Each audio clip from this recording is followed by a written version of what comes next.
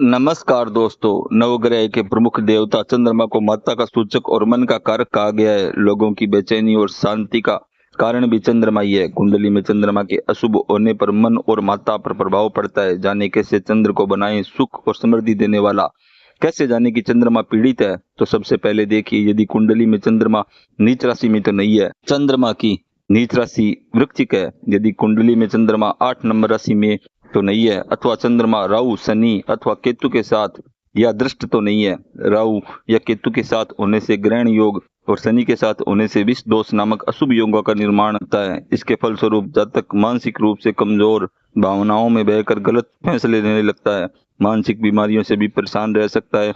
ऐसे लोगों को नींद न आना, अस्थमा, जुकाम, सर्दी जैसी बीमारियां लगातार बनी रहती है तथा माता के स्वास्थ्य पर भी असर दिखाई देता है। इन सभी प्रकार की परेशानियों को दूर करने के लिए शरद पूर्णिमा का विशेष महत्व होता है। अश्विन मास के शुक्ल पक्ष की पूर्णिमा को कोजागर पूर्णिमा, रास पूर्णिमा या शरद पूर्णिमा कहा जाता है। शरद पूर्णिमा की रात्रि पर चंद्रमा पृथ्वी के सबसे निकट होता है एवं अपनी 16 कलाओं से परिपूर्ण रहता है। इस रात्रि में चंद्रमा का ओज सबसे तेजवान और ऊर्जावान होता है। चंद्रमा की पूर्ण आभा अधिक अनुराग उत्पन्न करते हुए दृढ़ता में भी चेतना का भाव उत्पन्न कर देती है। शरद पूर्णिमा को की गई पूजा अर्चना व्यक्ति के नीरस सुखे जीवन में भी प्रेम अनुराग का रस घोल देती है। नारद पुराण के अनुसार शरद पूर्णिमा की धवल चांदनी में माँ लक्ष्मी अपने वाहन उल्लू पर सवार होकर अपने कर कमलों में वर और अभय लिए निशीत काल में पृथ्वी पर भ्रमण करती है। जो इस रात में जाकर माँ लक्ष्मी की उपासना करते हैं, माँ लक्ष्मी की उन पर असीम कृपा होती है। ज्योतिषीय मतानुसार जो इस रात लक्ष्मी जी की षोडोपचार विधि से पूजा करके श्री सूक्त का पाठ, कनक धारा स्तोत्र तथा विष्णु सहस्त्र नाम का पाठ करते हैं, उनकी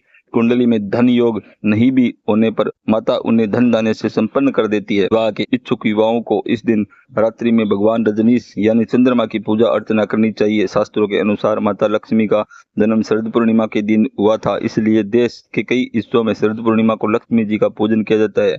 कुंवारी कन्याएं इस दिन सुबह सूर्य और चंद्रदेव की पूजा अर्चना करें तो उन्हें मनचाहे वर की प्राप्ति होती है। इस रात चंद्रमा की किरणों में अमृत तत्व बरसता है। शरद पूर्णिमा की शीतल चांदनी में खीर रखने का विधान है।